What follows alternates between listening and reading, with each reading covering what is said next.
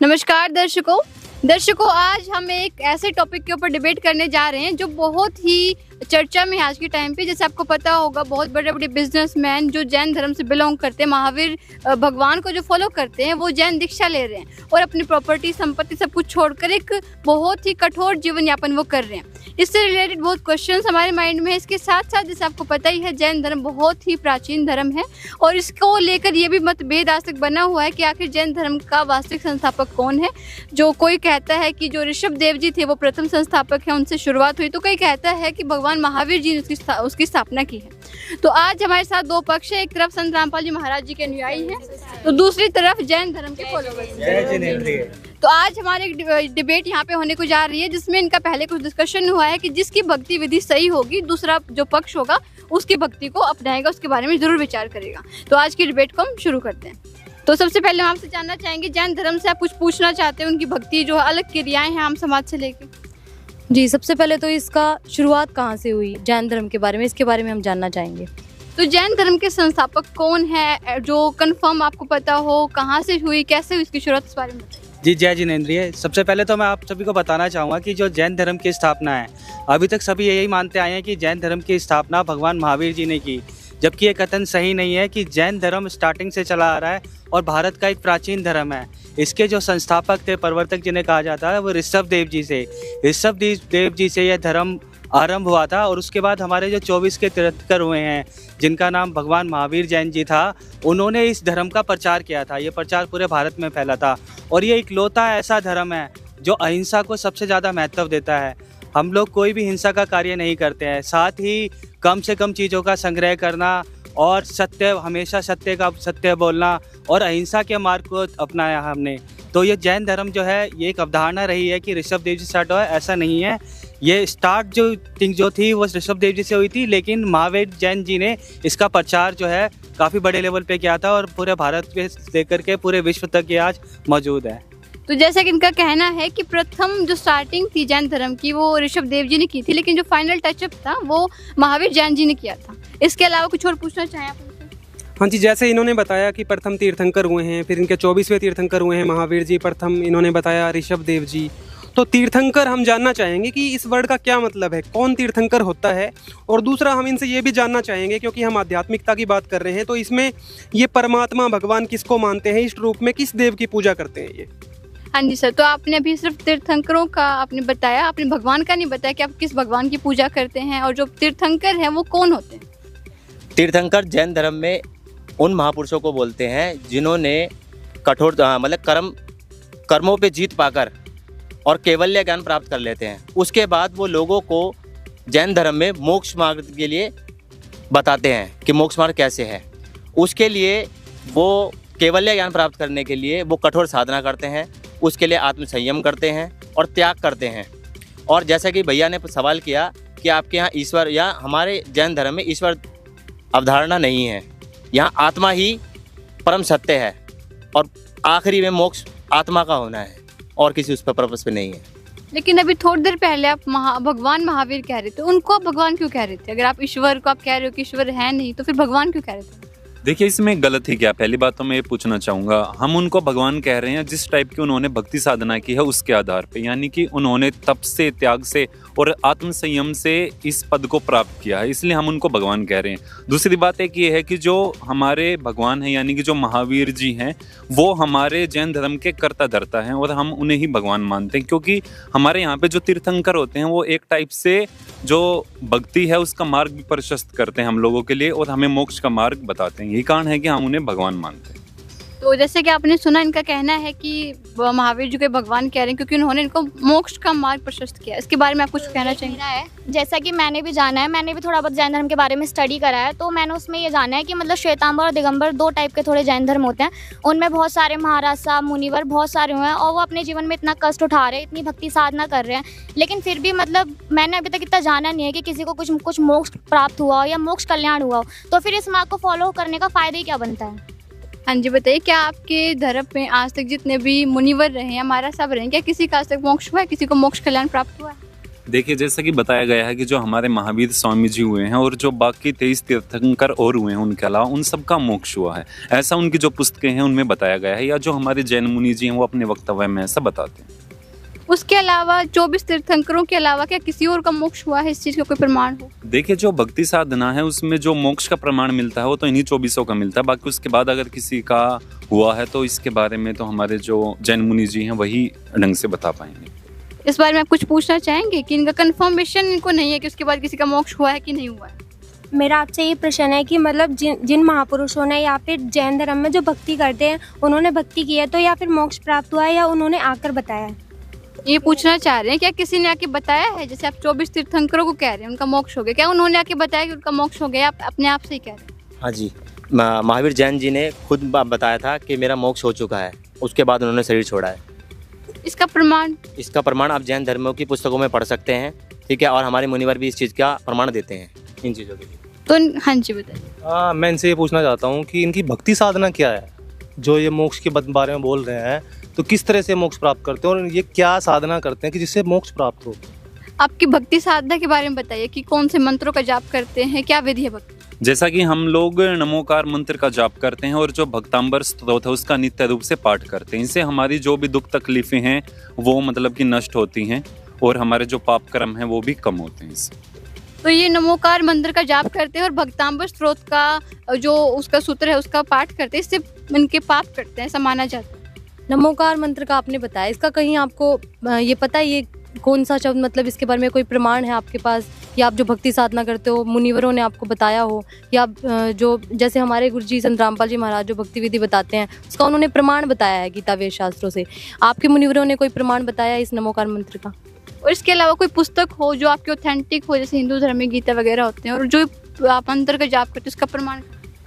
जी देखिए, उसके प्रमाण के लिए तो हमें जैसे हमारे जैन मुनियों ने बताया है हम सिर्फ उसी को फॉलो करते हैं। ऐसी कोई सर्टिफाइड तरीके से हम लोगों के पास ऐसा हमने पढ़ा नहीं है अभी तक कि जहाँ पे इन मंत्रों के बारे में स्पष्ट रूप से बताया गया हो। लेकिन एक चीज़ और मैं आपको बताना चाहूँगा, नमोकार मंत्र के साथ साथ हम कुछ साधनाएँ भी करते हैं जो कि बहुत कठिन है, जैसे कि अहिंसनीय हम हमेशा रहते हैं, हम कोई भी जीव हत्या नहीं करते हैं, साथ ही संयम की साधना रहती है, हम लोग जो है संयम का सदा पालन करते हैं। और इसके अलावा जो हमारे अन्य नियम है, जैसे कि हम अधिक से अधिक वस्तुओं का संग्रह नहीं करते हैं, कम से कम वस्तुओं को संग्रह करते हैं।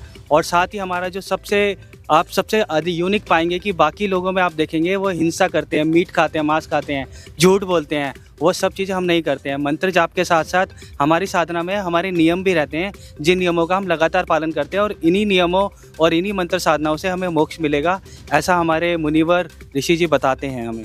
सर लेकिन कुछ हमने ऐसे भी देखा है कि आपके धर्म के कुछ मुनिवर नंगे पैर जब वहाँ पे चल रहे हैं, तीर्थ यात्रा कर रहे हैं, तो नंगे पैर चलने की क्या जरूरत? तो गाड़ी का भी तो यूज़ कर सकते हैं कोई दिगंबर अवस्था में, तो इस चीज़ की क्या आवश्यकता है?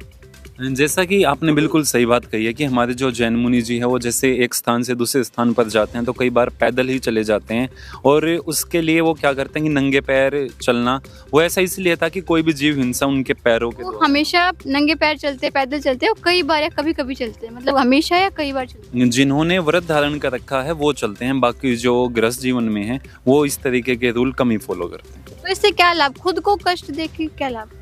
जी देखिए, क्योंकि ये एक टाइप से ना तप होता है, जैसा कि तप के बारे में आपके हिंदू धर्म में भी काफ़ी ज़्यादा प्रचलन में है, तो ये एक तप बन जाता है।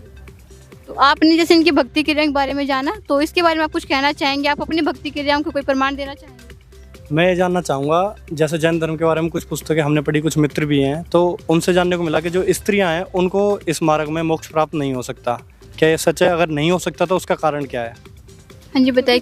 क्योंकि जो इतना जो तप मुनिवर करते हैं या फिर जो संघर्ष करते हैं पूरे अपने उसमें सब कुछ त्याग देते हैं, स्त्रियां भी वैसे ही करती हैं, वो भी बिल्कुल सेम दिनचर्या उनकी भी ऐसे ही पालन करती हैं जो मुनिवर होते हैं या महाराज साहब होते हैं, उन महाराजा होती हैं, मतलब स्त्रियां भी उसी तरीके से पूरे उनके पदों पर चल के उनकी तरह ही सारा आचरण करती हैं, तो उनका मोक्ष क्यों नहीं हो सकता? क्या ये सच है कि स्त्रियों का मोक्ष नहीं हो सकता? हाँ जी, ये बिल्कुल सच है। हमारे मुनिवर बताते हैं क्योंकि जो फीमेल्स होते हैं तो उनको मेंस्ट्रुएशन और प्रेगनेंसी की प्रॉब्लम्स रहती है, इसलिए उस टाइम पीरियड के लिए हमें वहाँ पे अलाउड नहीं होता है जाने के लिए। और हमारे मुनिवर बताते हैं कि हम सिर्फ पुरुष रूप में ही, पुरुष शरीर में ही हम मोक्ष प्राप्ति कर सकते हैं, और स्त्री के रूप में नहीं प्राप्त कर सकती। हाँ, ये हो सकता है कि एक स्त्री बन के हम जितने ज़्यादा हो सकते हैं पुण्य कमाई कर सकते हैं, तो उससे क्या होगा, हमारा अगला जन्म पुरुष के रूप में होगा और तब हम अपना मोक्ष कल्याण प्राप्त कर लेंगे। मतलब इस चीज़ की गारंटी है कि इस जन्म में आपका मोक्ष हो ही नहीं सकता। हाँ जी, हमारे मुनिवर तो इसी तरीके से बताते हैं। क्या संत रामपाल जी महाराज जी भी कुछ ऐसे ही करवाते हैं कि सिर्फ पुरुषों का मोक्ष हो सकता है? नहीं, हमारे गुरुजी जो साधना बताते हैं वो चाहे पुरुष करे चाहे स्त्री करे, सबका मोक्ष संभव है। हमारे गुरुजी तो जैसे द्वापर से एक उदाहरण है, इंद्रमती नाम की भगत हुई हैं और वो भगतमती जो है कबीर साहब के शिष्य हुई और उनका मोक्ष हुआ। ऐसा प्रमाण हमारे जो है शास्त्रों में मिलता है, हमारे गुरुजी दिखाते हैं। तो स्त्रियों का भी मोक्ष हो सकता है। जो ये साधना कर रहे हैं ये शास्त्र अनुकूल नहीं है, इसलिए ये वाले जो है मोक्ष का मार्ग है ही नहीं। आप देखो, सभी परमात्मा के बच्चे हैं, कोई स्त्री पुरुष परमात्मा, सभी कहते हैं कि एक भगवान है, तो उसके लिए स्त्री पुरुष सब समान होने चाहिए, क्योंकि भक्ति मार्ग ही देना है। भक्ति मार्ग तो परमात्मा सभी के लिए समान होता है उसका। तो इसमें तो बिल्कुल ये बहुत गलत लगता है कि भाई हम आप स्त्री, उनका मोक्ष नहीं हो सकता। उतना ही वो कठोर, वो पूरा जीवन पालन करती हैं, उतना ही वो आप देखोगे दीक्षा वगैरह की विधि जैसे आपने शुरुआत में बताया, उतना ही वो आजकल और श्वेतांबर में तो स्त्रियाँ बहुत बढ़ चढ़ कर वो आगे जा रही हैं, दीक्षित हो रही हैं ताकि हमारा मोक्ष कल्याण हो सके। फिर भी उन्हें पता है कि उनका नहीं होगा, जैसे अभी इन्होंने बताया नहीं होगा मोक्ष कल्याण, फिर भी वो कोशिश कर रही हैं कि पाप कर्म कट जाए और अगले जन्म में, जैसा कि इनकी मान्यता है कि वो जैन धर्म में जन्म लेंगी, फिर उनका मतलब मोक्ष हो जाएगा, पुरुष रूप में आएंगे अगर वो। एक मेरा भी है, जैसे कि मतलब आपने कहा कि नेक्स्ट जन्म आपका पुरुष का होगा, जिसमें आप जो है अपनी भक्ति साधना को पूर्ण कर सकते हैं। देखिए, आपको ये पता है, मोस्टली सबको पता होता है कि एक जो आत्मा होती है उसके 84 लाख योनियां होती हैं। अब आप ये कैसे कह सकते हैं, कहाँ से प्रमाणित कर दिया कि नेक्स्ट जन्म जो होगा वो पुरुष का ही होगा? हाँ, तो क्या कंफर्म है कि अगर आप इस टाइम पे भक्ति करो, कुछ करोगे तो नेक्स्ट जन्म आपका पुरुष का, क्या कंफर्म है? देखिए, ये अवधारणा बिल्कुल मान्य है। जैन धर्म में हमारे जो मुनिवर हैं, ऋषि जी हैं, उन्होंने सभी ने ये बताया है कि अगर स्त्री इस जन्म के अंदर जो प्रक्रिया बताई गई है, जो जैन धर्म के अंदर हमारी प्रचलित प्रक्रिया है, जो संयम साधना है, उस संयम साधना पे खरी उतरती हैं, उस संयम साधना को करती हैं, तो निश्चिंत ही अगला जन्म उनका इंसान पुरुष का होगा और वो मोक्ष प्राप्त करेंगी। कहीं पर भी ऐसा नहीं कहा गया है कि स्त्रियां मोक्ष प्राप्त नहीं कर सकती, वो कर सकती हैं, लेकिन उन्हें अभी इस जन्म के अंदर उस अगले जन्म की तैयारी करनी पड़ेगी और उस अगले जन्म को पाने के लिए उन्हें जो अभी साधना बताई गई है, जो क्रियाएं हम करते हैं, वो क्रिया करने के बाद ही उन्हें अगला जन्म पुरुष का मिलेगा और वो मोक्ष प्राप्त करेंगी। कहीं पर भी ऐसा नहीं है कि उनका मोक्ष नहीं होगा, बट प्रक्रिया जो है वो इसी तरह से बताई गई है। हमारे ऋषि जो बताते हैं कि पहले आप उसको क्रिया को करिए, मनुष्य का जन्म आप इंसान का पाइए और मोक्ष की प्राप्ति कीजिए। तो ये मतभेद कहाँ तक आपको ठीक लगता है कि जो पुरुष ऐसी जन्म में मोक्ष पा सकते हैं, स्त्रियाँ नहीं पा सकती? कुछ कहना चाहेंगे आप? इस चीज़ में मैं कहना चाहूँगा, जैसे सबसे पहले तो भाई ने बताया कि इनके में आत्मा को सर्वमत ऊपर रखा जाता है कि ईश्वर का प्रावधान नहीं है, तो मोक्ष तो आत्मा का होता है। तो एक तरीके से स्त्री के शरीर में भी आत्मा है, पुरुष के शरीर में भी आत्मा है, तो जब पुरुष का मोक्ष हो सकता है तो स्त्री का क्यों नहीं? और अगर स्त्री का नहीं हो सकता तो फिर आप सिर्फ शरीर का मोक्ष करा रहे हो, फिर आत्मा का मोक्ष नहीं करा रहे हो, फिर तो वो साधना नहीं हुई, वो भक्ति मार्ग नहीं हुआ, तो पाखंड हुआ। क्योंकि जो भक्ति मार्ग होता है उसमें आत्मा का मोक्ष है और स्त्री पुरुष दोनों की आत्मा तो सेम ही है। अगर यहाँ पर आप दोनों को अलग रखेंगे तो फिर तो वो एक तरीके से भक्ति मार्ग कहाँ रहा? तो इनका कहना है कि आपकी जो भक्ति क्रियाएं हैं जो आप कर रहे हैं पाखंडवाद है, क्योंकि आत्मा तो सब में सेम है ना। हाँ जी, ये मैं जो हमारे मुनिवर बताते हैं उसके अकॉर्डिंग जो स्त्रियाँ होती है, तो जिस टाइम वो मेंस्ट्रुएट करती है उस टाइम पीरियड पे बहुत ज़्यादा हिंसा होती है। और ये जो हमारे जो मुनिवर बताते हैं अहिंसा का मार्ग है जो जिस पे हमें चलना है, और उसी से जो है हमारा मोक्ष आगे हो पाएगा। इसलिए स्त्री का मोक्ष होना स्त्री रूप में संभव नहीं है। और हमारा महावाक्य यही है, अहिंसा परमो धर्म। अहिंसा का सबसे ज़्यादा हमें पालन करना है, इसीलिए कहते हैं कि अहिंसा परमो धर्म। जो सबसे बड़ा जो धर्म है वो अहिंसा ही है। मतलब हमें हिंसा नहीं करनी है, बिल्कुल भी कोई जीव हत्या नहीं करनी है, कोई पाप का कार्य नहीं करना है, कोई झूठ नहीं बोलना है। तो परम वाक्य जो हमारा वो है अहिंसा परमो धर्म। हम आपसे जानना चाहेंगे, जैसे इनका कहना है कि जैन धर्म में अहिंसा को सबसे ज़्यादा महत्व दिया जाता है कि अहिंसा परमो धर्म है इनका, क्या संत रामपाल जी महाराज भी इसके बारे में कुछ बताते हैं? देखिए, सबसे पहले अच्छी चीज़ है, ये बताते हैं अहिंसा परमो धर्म है, हिंसा नहीं करनी चाहिए। आप कितने भी प्रयत्न कर लीजिए उससे आप बच नहीं सकते। पहली चीज़, आप कहते हैं कि हम मुँह पर कपड़ा लगाते हैं ताकि सांस लेते टाइम जीव ना मरे, लेकिन आप खाना बनाते जब भी सूक्ष्म जीव मरते हैं।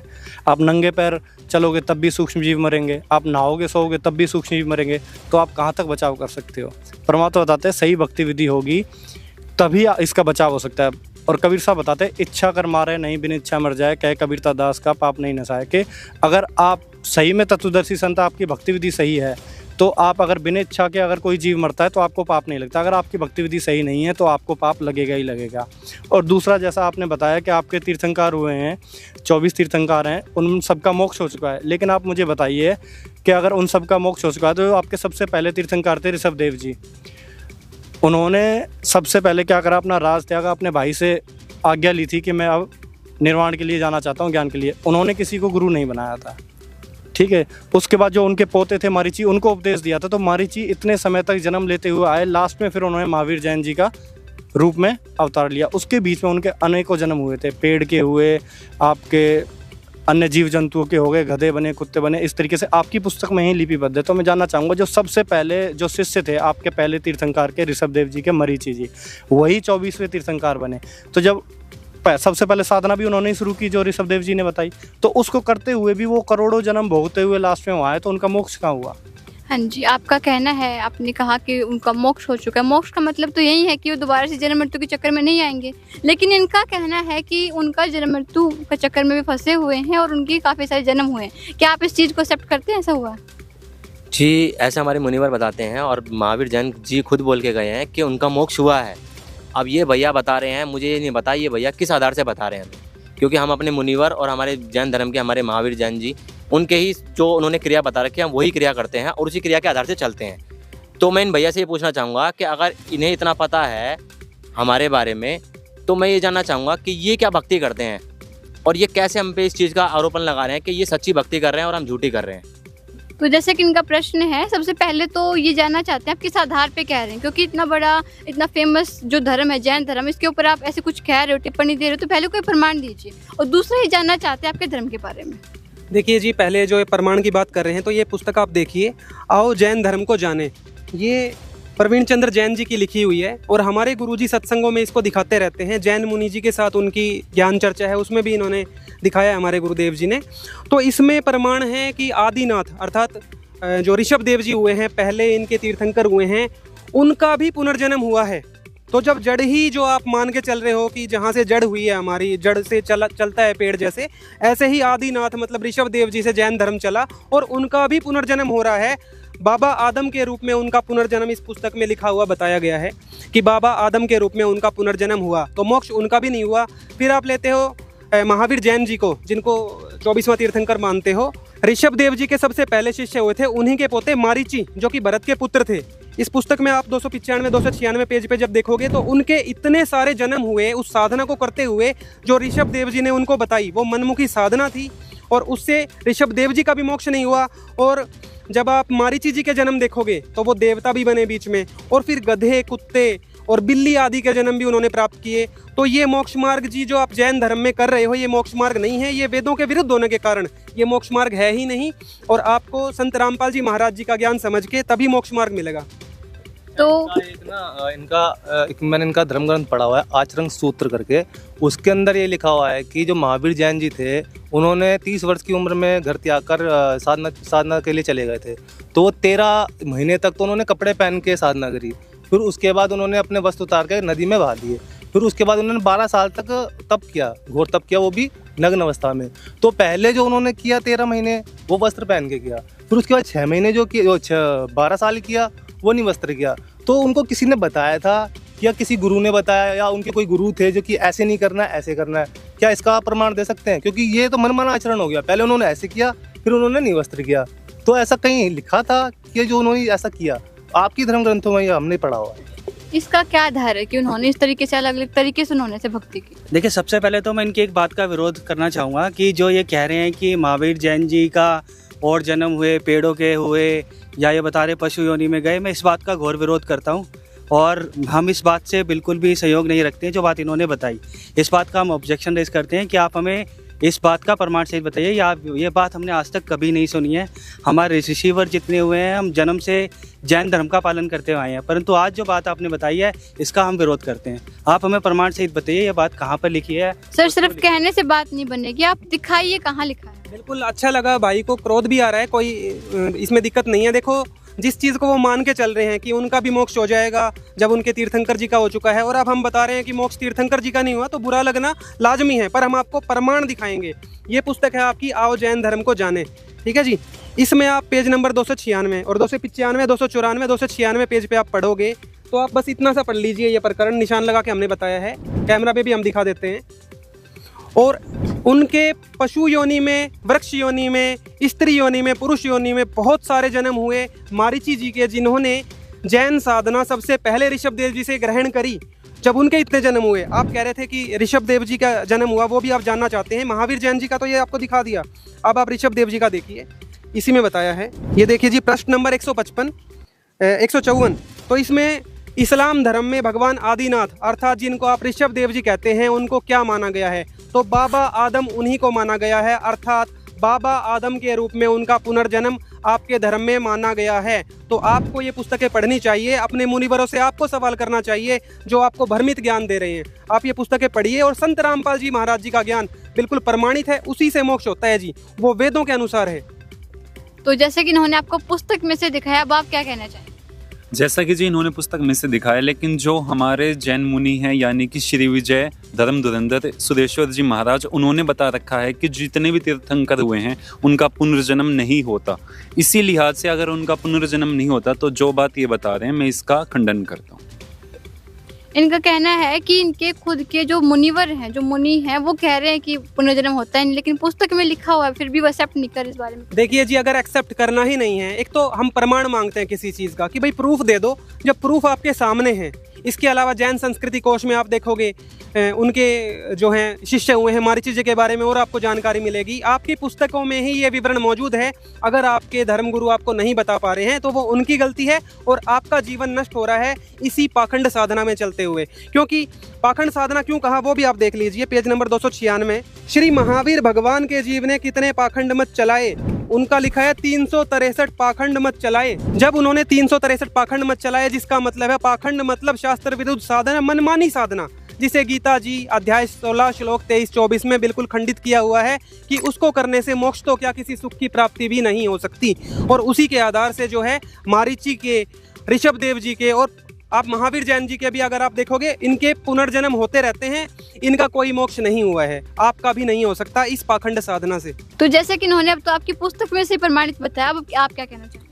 देखिए, हमने जो आज देखा वो कुछ नया था, हम इसको घर जाके अपना क्रॉस चेक करेंगे। ये सभी किताबें हमारे पास भी हैं और जो इन्होंने आज ये बात बताई ये नई बात थी। हम इसको देखेंगे, पढ़ेंगे, चेक करेंगे, अपने ग्रंथों से मिलान करेंगे। साथ ही मैं इनको एक चीज़ और बताना चाहूँगा कि सिर्फ इतना ही नहीं है, जो हम साधना कर रहे हैं ना, जो हम मंत्र साधना कर रहे हैं, नमोकार मंत्र का जाप कर रहे हैं और जो हम अपनी साधना कर रहे हैं, हम अपना संयम बरतते हैं, सारी चीज़ों से, इससे मोक्ष निश्चित है हमारा और यह मोक्ष मिलना तय है। जो साधना उन्होंने करी है वही साधना हम कर रहे हैं, वही मंत्र साधना, वही संयम, ये सारी चीज़ों का हम पालन कर रहे हैं और हमारा मोक्ष निर्धारित है इस चीज़ के ऊपर। तो देखिए, तो अभी भी अपनी बात पे ही अड़े हुए हैं, कैसे इनका मोक्ष होगा? अब ये कह रहे हैं कि ये नमोकार का मंत्र करते हैं, लेकिन इनकी जो बुक है आओ जैन धर्म जाने, उसके 5वें पृष्ठ पर ही लिखा हुआ है कि ओमकार का मतलब ओम ही है। लेकिन हमारे गुरुजी संत रामपाल जी महाराज जी ये बताते हैं कि भगवत गीता के 8वें अध्याय के 13वें श्लोक में ओम इति अक्षरम ब्रह्म विवारण माम अनुसमण या प्रत्यजंध्या स्याति परमांगतम, मुझ ब्रह्म का ओम मंत्र है। और जो इस ओम मंत्र का जाप करके क्या नाम है जो शरीर को त्याग गया वो मुझ ब्रह्म को प्राप्त होगा। और 8वें अध्याय के 16वें श्लोक में बोला है कि जो ब्रह्मलोक में जाते हैं वो पुनरावृत्ति में आते हैं, मतलब वो पुनर्जन्म में रहेंगे। तो इससे आपका मोक्ष है ही नहीं, ठीक है। और हमारे गुरुजी संत रामपाल जी ने बताया है कि मोक्ष का मार्ग क्या है, वो बताया कि 17वें अध्याय के 23वें श्लोक में कि ओम तत्सत इति निर्देश ब्रह्मण त्रिवृद्ध समर्थ है। तो वो कौन बताएगा? वो पूर्ण संत बताएगा। उसका ओम तो क्लियर है, तत् और सत सांकेतिक है। तत् और सत का जो मतलब है वो पूर्ण संत बताता है। और पूर्ण संत की पहचान क्या है ये भी भगवत गीता के अंदर 15 अध्याय के पहले श्लोक में बता रखी है। तो ये आपका मोक्ष का नहीं है। सर, ये तो आपने अपने हिंदू ग्रंथों से कंपेयर कर दिया ना, क्या उनके जो जैन धर्म, इनके ग्रंथों में कहीं पे ओम मंत्र के बारे में कहीं ऐसा बताया गया है? इनके ग्रंथों में आओ जैन धर्म को जाने प्रश्न नंबर 5 पे बताया गया है कि ओम का, ये जो नमोकार मंत्र इन्होंने ले रखा है, ये ओम का ही छोटा रूप है। और इसका जो ओम का फिर इन्हें पता, अगर मैं पूछूं इनसे, ओम आपको बताया हो आपके मुनिवरों ने, आप जो जाप करते हो वो किस भगवान का है, इसके बारे में आपको कुछ बताया उन्होंने? आप जिस मंत्र का जाप करते हैं किस भगवान का है, किसके लिए, किसको आप इष्ट रूप में पूज रहे हैं? देखिए, हमें जो ये मंत्र बताया गया ये मोक्ष की साधना है। हमें केवल इतना ज्ञान है कि इस मंत्र का जाप हमें दिया गया है और ये हमारी मोक्ष की साधना है। इस मंत्र का हम जाप करेंगे तो हमें निश्चित रूप से मोक्ष मिलेगा। देखिए, इस मंत्र के जाप से मोक्ष की प्राप्ति होगी, इस चीज़ पे ये अभी भी कॉन्फिडेंट है। मेरा एक क्वेश्चन है, ये इतनी देर से कह रहे हैं कि मतलब मोक्ष कल्याण होगा, ये जो अणोमकार मंत्र है, इससे मेरी एक फ्रेंड है, मैं उससे डिस्कशन करी थी थोड़ा जैन धर्म के बारे में, तो उसने ही मुझे बताया कि मतलब जो हमारे घर वाले हैं, जो उनके घर वाले हैं, तो वो श्वेतांबर दिगंबर मतलब थोड़े बिलोंग करते हैं। तो वो बता रही थी कि मतलब वो इतना कष्ट उठाते हैं भगवान को पाने के लिए, इतना त्याग करते हैं, कपड़े त्याग देते हैं, नंगे पैर चलते हैं, खाने को त्यागते हैं, खाने को सिर्फ एक टाइम खाते हैं वो लोग। इतना त्याग करने से मतलब उन्हें मोक्ष प्राप्ति होगी। लेकिन अभी भैया ने आपको डिफाइन मतलब बुक में से बताया था कि हाँ, आपके तीर्थंकरों का जब मोक्ष प्राप्त नहीं हो तो आपको कैसे हो सकता है, क्या लाभ मिल रहा है आपको, इससे नाम हो। एक और चीज़ है, ये जो साधना के बारे में बात कर रहे हैं, जो ये कठोर तप की बात कर रहे हैं, अगर आप भगवत गीता में देखोगे, हमारे गुरुजी संत रामपाल जी महाराज जी ने दिखाया है कि 17वें अध्याय के श्लोक 5 और 6 में कि जो मनमाना घोर तप करते हैं, जो कि इनके तीर्थंकरों ने करा और ये भी आज जो भी साधना कर रहे हैं जैन धर्म में करते आ रहे हैं, तो वो राक्षस स्वभाव के जानो उनको। तो ये गीता ज्ञानदाता ब्रह्म का वचन है कि उनको राक्षस स्वभाव के जानो।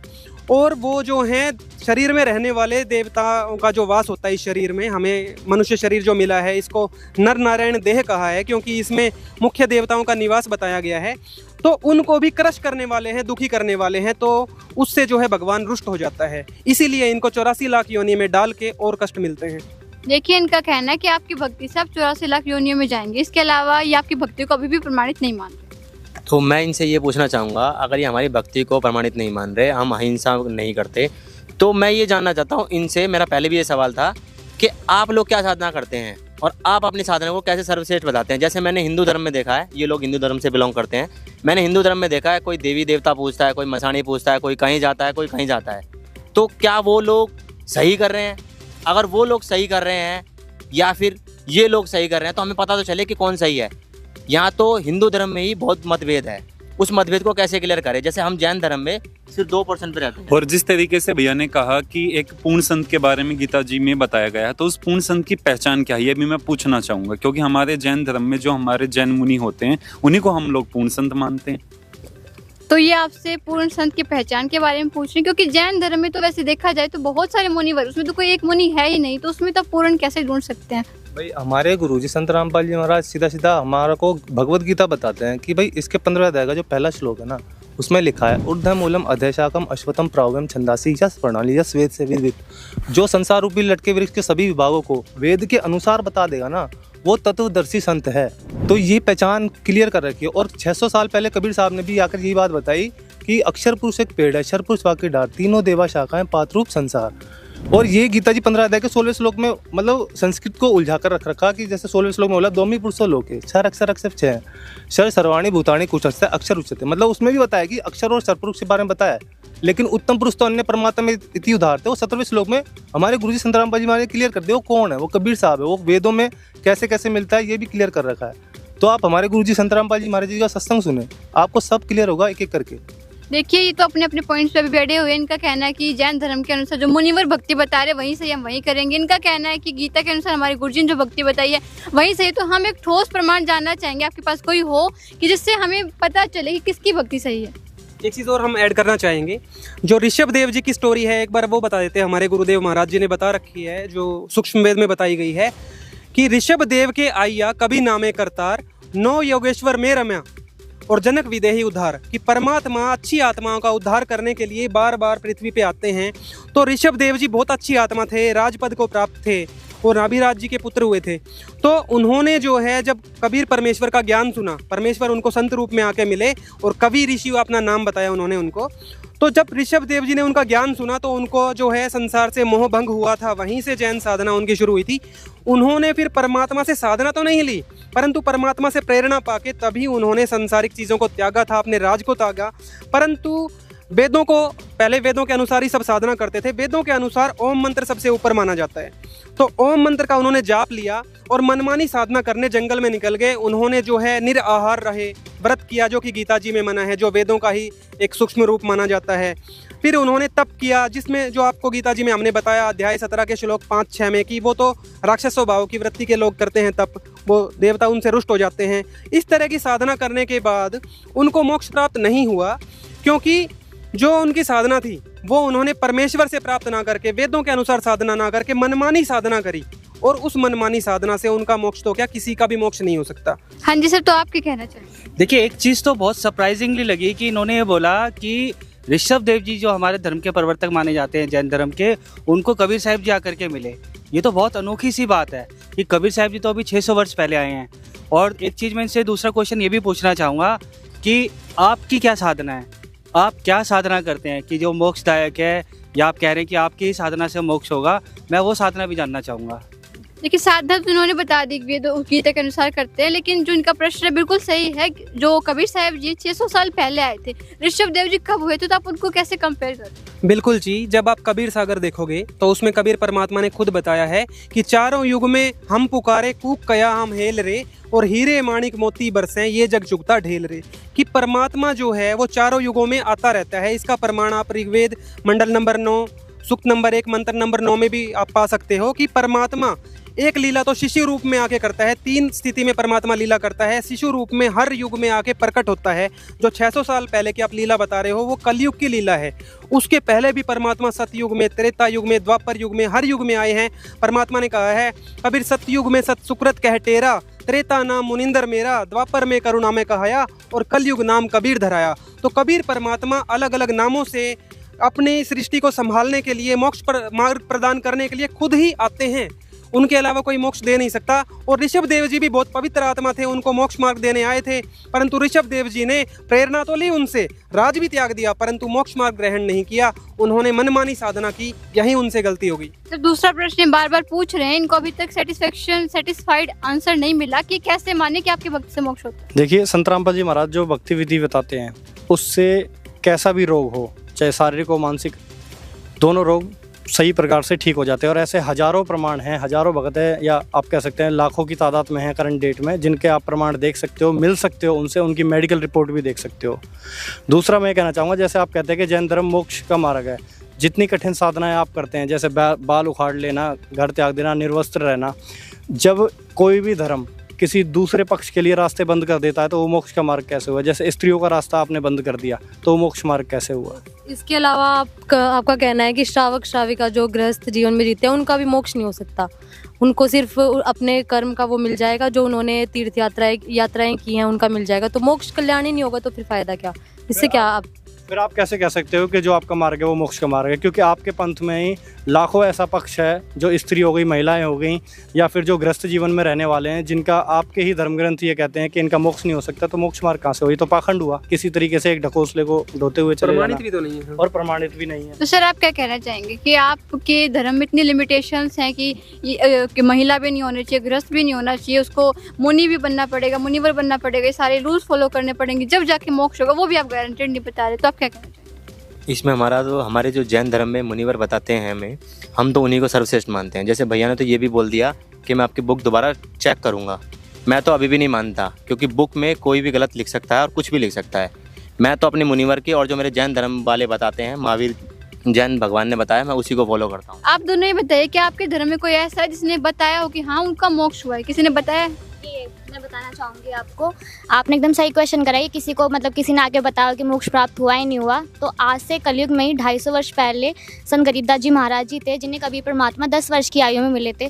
उन्हें सतलोक घुमाकर लाए थे, सारे मृत्यु लोक से लेकर सतलोक तक का उन्हें गमन कराया, यहाँ तक कि यही बताया कि मोक्ष प्राप्त करने की सही भक्ति विधि क्या है। जब वो यहाँ पर आए तब उन्होंने एक वाणी कही थी, गरीब अलल पंख अनुराग है, सुन मंडल रहे थी, दास गरीब उद्धारिया, सदगुरु मिले कबीर। मतलब उन्होंने साफ साफ प्रमाण करके बता दिया कि जो सतलोक तीसरा मुक्ति धाम में रहता है, जहाँ जाने पर हमें मोक्ष प्राप्ति हो जाती है, वो कोई और नहीं, वो कबीर साहिब है।